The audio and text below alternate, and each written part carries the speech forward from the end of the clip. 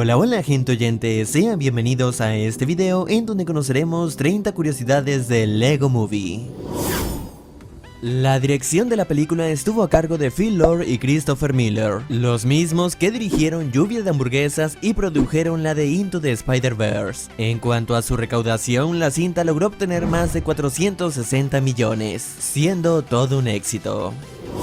La película fue hecha con animación por computadora, sin embargo sí es cierto que por momentos puede darnos una sensación de stop motion.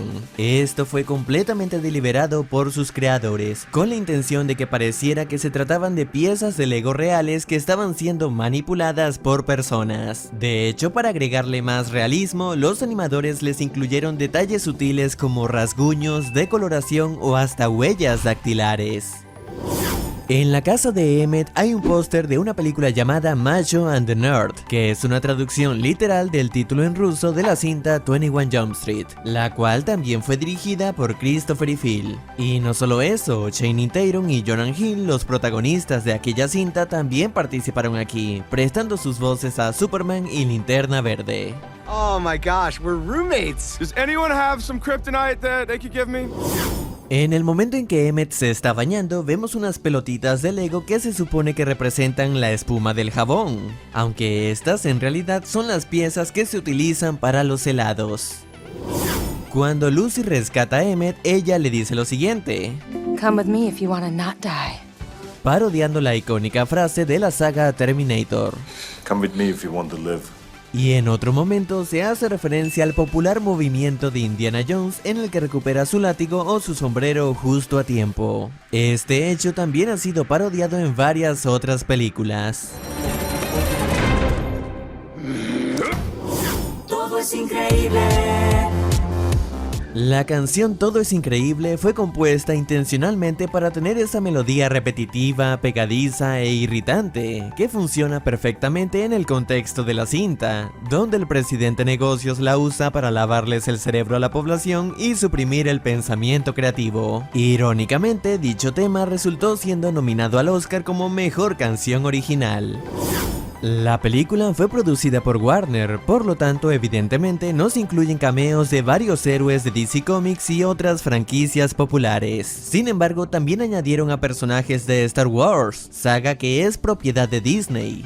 ¿Cómo ocurrió esto? Pues debido a que Lego ya había tenido un acuerdo de licencia con Star Wars incluso antes de que Disney adquiriera dicha franquicia. Es por eso que pudieron incluirla.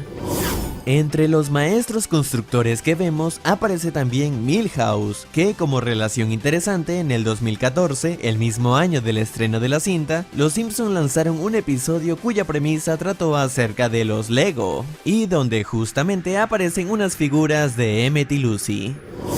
En una parte, Emmett, cuya voz en inglés es hecha por Chris Pratt, se encuentra acorralado por los villanos y decide distraerlos cantando y bailando, algo que curiosamente dicho actor también hizo al final de Guardianes de la Galaxia. What are you doing? I'm distracting you, you big turd blossom. Cuando Emmett sale al mundo real y luego lo regresan, pasa por un tubo de cartón que lleva como nombre Magic Portal. Esta es una referencia a un corto de Lego en stop motion del año 1989, que trata acerca de un grupo de tripulantes de una nave espacial que atraviesan un portal hacia el mundo real. Los números que se ven cuando algún maestro constructor está ensamblando son realmente los códigos de identificación de dichas piezas. De hecho, si en Google colocamos cualquiera de esos códigos seguido del nombre Lego, nos aparecerá la pieza en cuestión. Después de salvar el mundo Lego, vemos una gran cantidad de ciudadanos celebrando. Estos dos en particular son versiones Lego de los directores. Es por eso que los vemos con una cámara y un megáfono.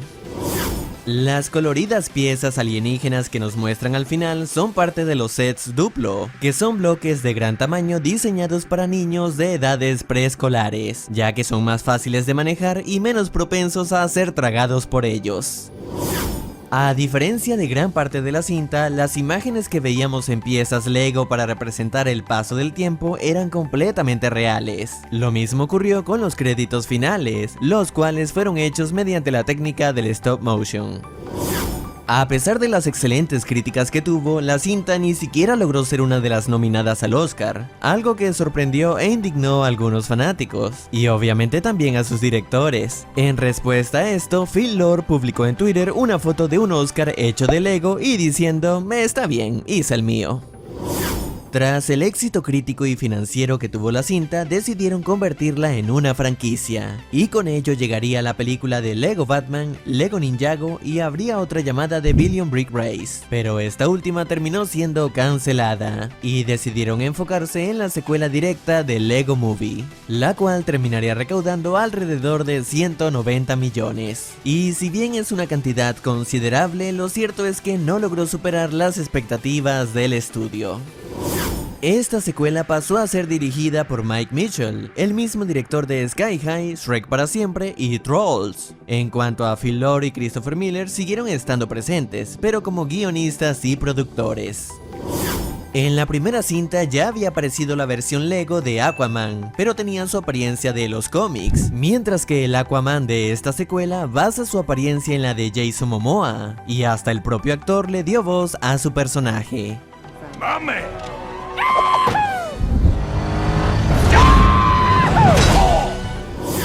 La atmósfera post-apocalíptica que nos plantea la cinta está inspirada en Mad Max Fury Road, cinta estrenada en el 2015 y que también es de Warner. En esta secuela, Vilma hace un cameo, quizás en alusión al hecho de que la próxima cinta animada de Warner sería la de Scoop, que se estrenó en el 2020. Y si se preguntan por qué no aparece el resto de la pandilla, pues el director dijo que en un apocalipsis como esta, seguramente Vilma sería la única sobreviviente. En ese mismo lugar vemos a Harley Quinn con la vestimenta que usó en la cinta Escuadrón Suicida. Se suponía que habría un personaje parodiando a Harry Potter llamado Larry Potter, el cual incluso contaría con la voz de Daniel Radcliffe. Sin embargo, al parecer el equipo de Warner temía que esta broma pudiera molestar a los fanáticos, así que mejor se parodió a Mary Poppins. Aún así, se conservó una pequeña broma acerca de la casa Hufflepuff. Estilo libre dice que no eres lo suficientemente rudo. Sí, hermano, eres todo un Hufflepuff. A pesar de que sí existen juegos de Lego Marvel, como saben, estos héroes no aparecen en la cinta. Esto más que todo por conflictos de derechos entre Warner y Disney. Y de una manera ingeniosa, aquí se hace referencia a eso. Ahora sin Batman y Marvel que no contesta nuestras llamadas, no queda ningún verdadero héroe. Y es que a Warner no le molesta reconocer a la competencia. De hecho, hicieron algo parecido en la cinta de Teen Titans Go. ¿Es una película de DC? ¡Qué horror! Tengo que salir de aquí. La actriz Stephanie Beatriz, conocida por su papel en Brooklyn Nine-Nine, participó en esta secuela, dando su voz a Sweet Mayhem. Como notarán, ella tiene una pequeña cicatriz característica en su ceja derecha, la cual por coincidencia se la causó a los 10 años al tropezar con una pieza de Lego. Aunque también dijo que pudo haber sido un cuchillo. El mismo año que se estrenó esta cinta también salió la de Playmobil, que sí, existe, no muchos saben de su existencia, y es que resultó un total fracaso. Fue considerada como un intento de Lego Movie que terminó convirtiéndose en Emoji Movie. En el momento en que nos presentan a Rex, se hacen alusiones a varios papeles de Chris Pratt, como Defensor de la Galaxia por su papel de Star-Lord, Vaquero por su actuación en Los Siete Magníficos, y Entrenador de Raptors por Jurassic World. Además, se hace alusión a su pérdida de peso. Y tener rasgos atractivos antes ocultos bajo grasa de bebé. Los Raptors de Rex parecen llevar nombres que referencian a películas o personajes del cine de acción clásico. Por ejemplo, ¿Dónde está Cobra? ¿Rocky? Wayne, Ripley, Connor. cuando Lucy trata de escapar del ritmo pegadizo de la canción, entra en un ducto de ventilación y se encuentra con Bruce Willis, en alusión a su icónico personaje en Duro de Matar. Rex construye su nave espacial utilizando piezas de varios artefactos para viajar en el tiempo, como el TARDIS de Doctor Who, la máquina de Skynet de Terminator, el DeLorean de Volver al Futuro, la cabina de Bill y Ted y varias otras. Lord y Miller sintieron que mucha gente malinterpretó el punto de la canción Todo es increíble. Ellos no querían que el mensaje fuera tomado literalmente, por lo que para aclarar eso, en esta secuela Lucy reconoce este hecho. Esa canción estaba bien cuando éramos jóvenes, pero en algún momento tenemos que madurar. Y ahora nos incorporan una nueva canción. Nada es increíble, Sí lo sabemos, por eso la canción. pero aún se puede esperanza tener. El bajo rendimiento en taquilla de esta y la película anterior provocó que Warner terminara su contrato con Lego, de manera que ya no habrá más de estas películas, al menos hechas por este estudio, ya que ahora Universal hizo el acuerdo con Lego, por lo cual se espera que en los próximos años dicho estudio desarrolle su propio universo de Lego. Ya veremos qué tal resulta.